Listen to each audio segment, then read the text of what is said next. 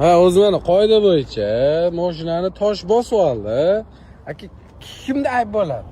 Endi murojaat bo'yicha o'sha 10 kun ichida aniqlaymiz, surishtiramiz. Qanday holatda bo'lgan, nima bo'lgan bo'lsa. Kim ayb 10 kungacha nima bo'ladi? 10 kungacha surishtiruv ishlari olib boramizda. Ketursa bo'ladimi? Yo'q, ungacha ketilmaydi. Vaqtinchalik jarimadan keyin avtomashina. Yo'q, hozir bizning mashina hech narsa qilmagan, eshitib turing. Действительно yo'ldagi tosh uchib kelib tegan. Uni qanaqa qilib Sputnikdan kamera orqali tekshirib bo'lmasa, yo'l chetida kamera bo'lmasa, hali qanchadir qismini qoplab beramiz davomimiz. Mana endi hammamiz yayga kelib, voy ishtirokni tiqib qo'ymaydi. Ish qilib hozir. Voy, ishtirokni olib kiryaptilar, menimcha. Mashina chiqish.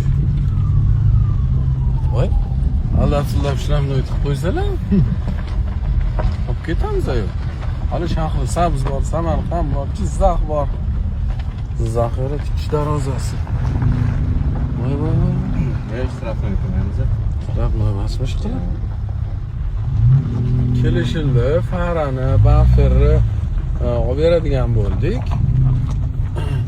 Voy, olib kiryaptilar ishtirokniga. Ertaman. Voy. Ishtirokni tiqib qo'ysa.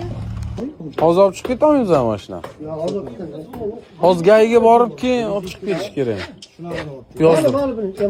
Buni olib borganmiz gayiga.